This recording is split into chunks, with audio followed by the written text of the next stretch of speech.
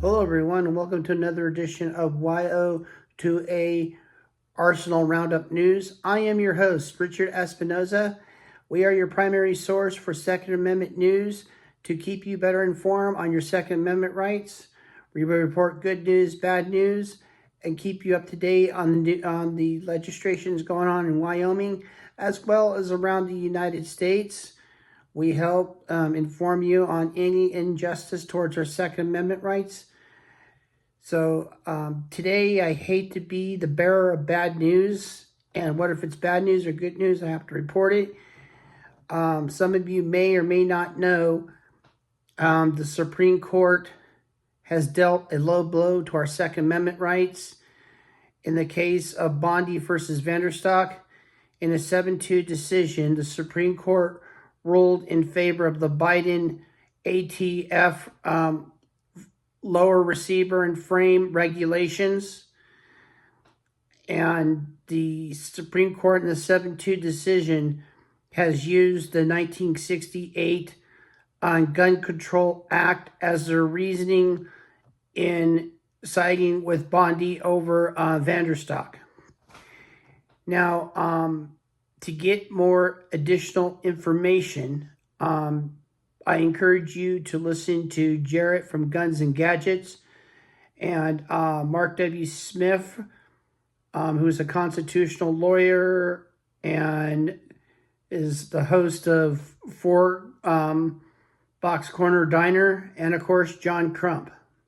They will give you the inside details of Bondi versus Vanderstok, and you can get a clearer understanding what this lawsuit was about. However, not all hope is gone.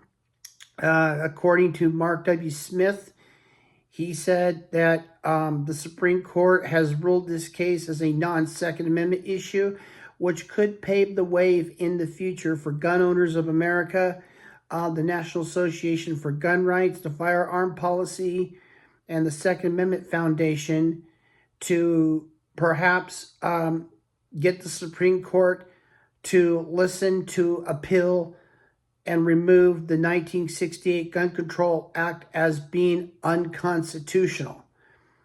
So there's a possibility in the future. But just because the Supreme Court has ruled in favor of the Biden ATF regulation rule doesn't mean it will stay intact, because with President Trump being our president, it is a possibility that either him and Kash Patel could get together to remove this. And with Kash Patel being the FBI director and the acting ATF director, anything is possible, anything can happen. So not all hope is lost on this issue. So we keep our fingers crossed and hopefully something good will happen out of this. But for right now, we have been dealt a low blow. And the other bad news, this is concerning Wyoming gun owners. As you probably may or may not have heard a couple of days ago, and it's no surprise to anybody in Wyoming, Wyoming Governor Mark Gordon has vetoed the Second Amendment Protection Act. And the Second Amendment Protection Act is important for many reasons. One is that it prevents frivolous lawsuits against the manufacturers as well as gun shop owners, to prevent these ambulance chaser lawyers to file frivolous lawsuits and try to hold people accountable for any type of criminal acts towards criminals who use a firearm during a felony. Now, gun manufacturers or gun shop owners should not be responsible. No more than, no less than Ford or General Motors or Nissan or Toyota should be responsible for somebody committing reckless driving, and no more, no less should the alcohol beverage company should be held accountable for somebody making a poor decision to drinking and driving. So that would have prevented frivolous lawsuits from happening.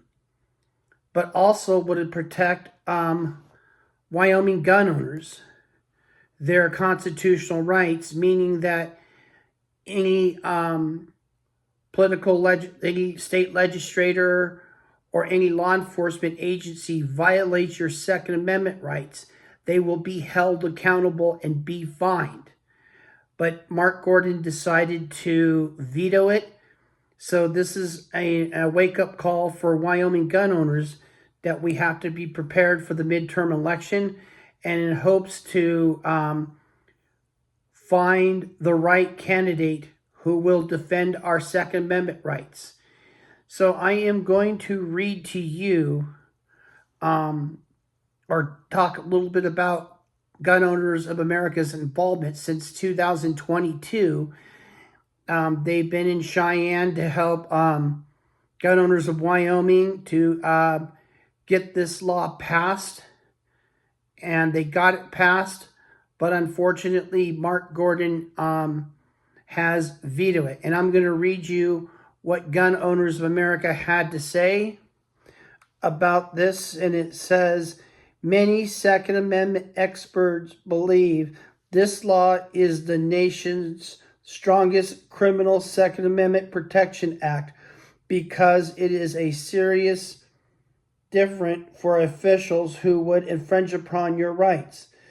Since the passage of 2022 law, GOA has worked with Cheyenne every year to add process allowing citizens to take civil action against agencies and departments that infringe on your Second Amendment rights. Sadly, some of these dishonest groups and legislators have played political games with these facts and misinterpret these issues to people of Wyoming for 4 years.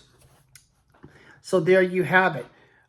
You have many of these gun control groups, such as the Brady Campaign, the Violence Policy Center, and Every Town for Gun Safety by Michael Bloomberg. They were encouraging the lawmakers of Wyoming to not pass the Second Amendment Protection Act. So it is now up to the people of Wyoming come the upcoming primary elections. They must find a pro-gun candidate. But one thing we have to learn from all of this is that labels no longer matter when it comes to voting for our Second Amendment rights. In other words, it doesn't matter if the person is Republican or Democrat, it's where they stand. We have just as many Republicans who have backstabbed law-abiding gun owners as of Democrats. So it's an even playing field. You have just as many rhino Republicans, just as many liberal Democrats who infringe upon our Second Amendment right. Are there Democrats that actually support our Second Amendments? Not that I know of so far. However, the only last Democrat I know of who was very supportive of our Second Amendment rights was the late senator from Georgia, the late Senator Zell Miller, who was a Democrat, but was also a strong supporter of the Second Amendment. And he was at odds with his old party even after he retired. He realized that the Democrat Party he knew no longer existed. So we have to be aware and be careful on who we vote for the upcoming midterm elections come next year. Now, with President Trump in office, I've heard that President Trump could be possibly trying to get Congress to pass the Second Amendment Protection Act that will protect all law-abiding citizens across the United States. And if that were to pass, that could also help Gun Owners of America's case to help repeal the 1968 Gun Control Act, which is totally unconstitutional and unjust. So we don't know what will happen from here, but with Kash Patel being the FBI director and the acting ATF director, anything possible could happen. It is possible that President Trump can remove the Biden ATF lower receiver frame law. He can do that if he wants to. And so can Kash Patel, as being the acting ATF director. He could probably could put a stop to it, since the Supreme Court has ruled it as a non-Second Amendment issue. And again, as I mentioned, this could also pave a way to help get a possible future Supreme Court case in abolishing the 1968 Gun Control Act. But also has a lot to do with Pam Bondi, who is our Attorney General. Now, I'll be fair and balanced with Pam Bondi. Though I respected Pam Bondi for what she's done, both as a prosecutor and as an Attorney General in Florida. And the only thing I disagree with Pam Bondi on is her support for red flag laws. Now, Pam Bondi, among all people, both as an officer of the court, as a prosecutor, and also as the officer of the law, both as the Attorney General of Florida and the Attorney General of the United States, she, among all people, should know that you have to go through due processing. And clearly, red flag laws violate due process. And here's how it does violate due process. We all know that we live in a constitutional republic, not a democracy, but a constitutional republic. And there's a difference between the two. The constitutional republic is based on due process. Democracy is based on majority rules. Now, I'll get a little bit more to that detail, but first, let me explain how red flag laws violate due process. Let's say, for example, you have an ex-husband or an ex-wife. We'll start off with the ex-husband. Let's say an ex-husband is being accused by his estranged wife of stalking her or making threats or attempted to do damage to her car or flashing a gun. Let's say he's being accused of it, but he didn't do it. Let's say he was out of town that day and he's being accused of it. Now, under red flag laws, they take their word for it and just take his guns away without due process. In other words, they don't take the time to investigate and to see if the person is guilty of this, or there's any evidence that would support that he could be a threat.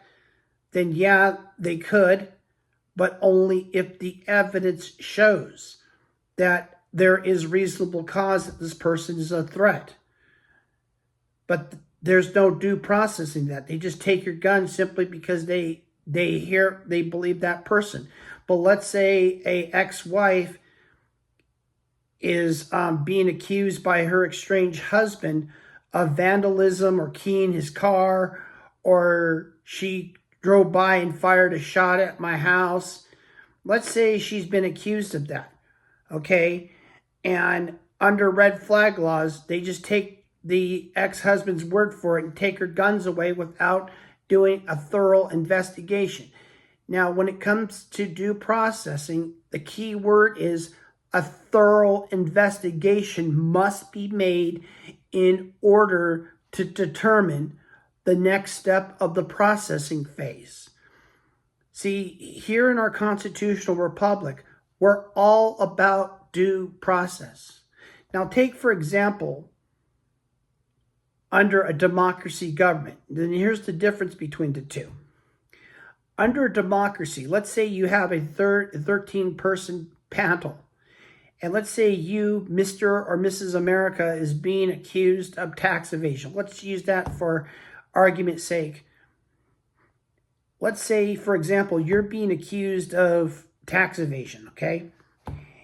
And under a 13 panel, it only takes 7 of 13 out of 13 people to say that you're guilty of tax evasion. Majority rules, they take your property away. But let's say under our constitutional republic, we have what's called due process, that you have to go through every step of the phase before you determine a person's innocent or guilt. So let's say you're on trial for tax evasion in the United States under a constitutional republic. You have a right to defend yourself. You're allowed to present evidence to show that you did not commit tax evasion. But let's say, for argument's sake, 11 of 12 people accuse you of tax evasion, but one juror disagrees. The 12th juror says, well, I don't agree. This doesn't make sense. I don't understand it. The prosecution doesn't have enough evidence to prove that this person committed tax evasion. The way I see it, he proved that he paid his taxes. He has all the documentation to prove it, so I'm going to vote not guilty. You know what that means? You got a hung jury. That means there cannot be no majority rules. It has to be a unanimous decision. It has to be completely unanimous, where all 12 jurors have to agree. So that means you either get a retrial, or the prosecution can drop the charges if they cannot prove in the second trial that you committed tax evasion. That's why a constitutional republic is far better than a democracy, because you have due process.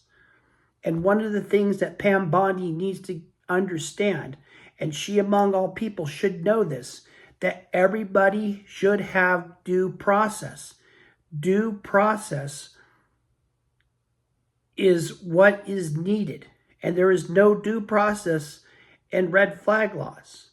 And if these gun control groups saying that red flag laws saves lives didn't explain to me how people, for example, like Jared Loughner or Nicholas Cruz, they've been exposed of their crimes that they were about to commit, but law enforcement did nothing about it.